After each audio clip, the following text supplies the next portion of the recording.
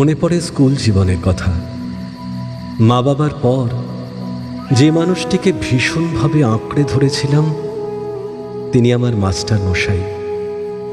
বাবা ছোট একটা কোম্পানিতে চাকরি করতেন। কোম্পানি বন্ধ হবার পর মায়ের সেলাইয়ের টাকা কটাই সম্বল ছিল। তা দিয়ে পেট চালানোর পর পড়াশোনাটাকে বিলাসিতাই মনে হয়, হয়তো ছেড়েই দিতাম।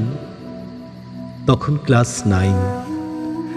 মনস্থির করলাম আজই শেষ, আর স্কুলে আসব না। তাই একটু মুখটা বিষণ্ণই ছিল। কিন্তু সেদিন মাস্টার মশাইয়ের নজর এড়ায়নি। পড়াশোনায় খুব একটা ভালো না হলেও পড়াশোনা আমার কাছে সকলের মতোই এক পছন্দের অধ্যায়। সেদিন মাস্টার মশাই আমাকে জিজ্ঞেস করেছিলেন আমার সমস্যার কথা। তারপর থেকেই মাস্টার মশাইয়ের হাতটা আমার মাথার উপরে পেয়েছিলাম।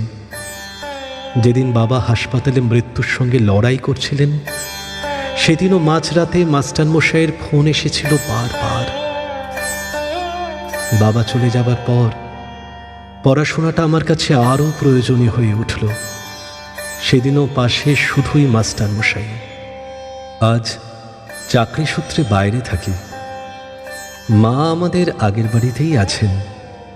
নতুন চাকরি, ভাবছি একটা ভালো থাকার বন্দোবস্ত করে মাকে নিজের কাছে নিয়ে আসব। তার আগে একবার কিছুদিনের ছুটি নিয়ে বাড়ি যাব, মাকেও একবার দেখে আসব। আবার কিছুদিন পরে শিক্ষক দিবস। মনে আছে মাস্টার মশাই সব সময় সাদা পাঞ্জাবি পরতেন।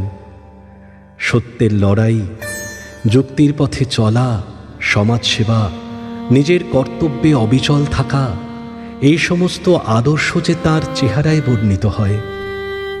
সেই রকম একটা ধপধপে সাদা পাঞ্জাবি কিনলাম মাস্টার মশাইয়ের জন্য।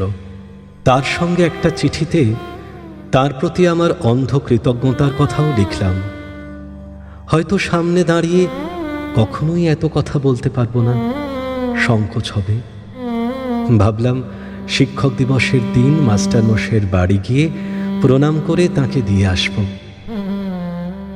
পরদিন সকাল 9টা নাগাদ মায়ের ফোন,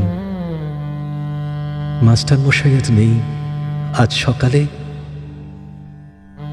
আমার চিঠিটা আর দেওয়া হয়নি।